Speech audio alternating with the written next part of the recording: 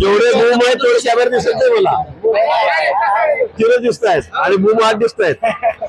भाऊ वारकऱ्यांना घेऊन पंढरपुरात आलाय, दर्शन घेताय आणि बातमी आली आपण कुंभमेळा मंत्री होता, आता नाशिकचेही पालकमंत्री झाला. मला खरं असं म्हणेल की पांडुरंगच पावला. आम्ही नवरा बायको आणि मतदारसंघातले जवळपास 15,000-16,000 लोक आम्ही वारीला या ठिकाणी आलो आहेत. दर्शन घेतानाच मला कानामध्ये बातमी कळाली आणि ती माझ्या बायकोनेच सांगितली, मोबाईलवर असायला तुम्ही पालकमंत्री झाले म्हणून.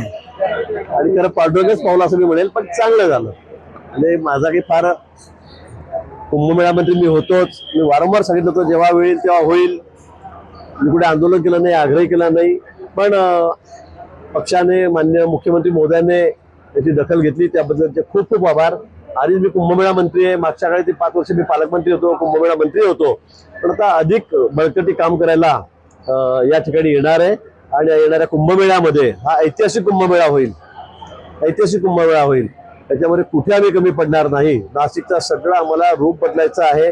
नाशिक एक आगळीवेगळी भूमी आहे, प्रभू श्रीरामचंद्राच्या पदस्पर्शाने पुढे झालेली भूमी आहे आणि कुंभनगरी आहे. पण मला वाटतं की आता अतिशय वेगाने आम्ही या कामाला लागलेलो आहोत. होत आहेत खड्डे खड्डे खड्डे करतायत, कोणी मोर्चे काढतायत. पण निश्चित मी सांगेल की या 15 दिवसामध्ये आम्ही 80% खड्डे बुजवलेले आहेत. 20% खड्डे या 2-4-5 दिवसामध्ये बुजले जातील.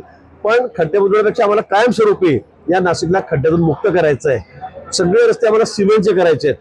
अंतर्गत रस्ते सुद्धा आता 1000 कोटी रुपयाला मान्यता मुख्यमंत्री मोदयांनी कॉलनीमधल्या दिलेली आहे.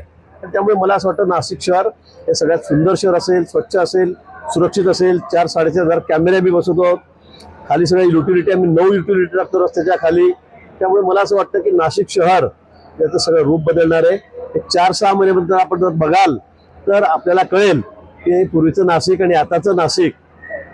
पण आता थोडा त्रास निश्चित नागरिकांना होतोय, त्याबद्दल मी पुन्हा दिलगिरी व्यक्त करतो आणि येणाऱ्या कुंभसाठी आपल्या सगळ्यांना मी सगळे आमंत्रित करतो.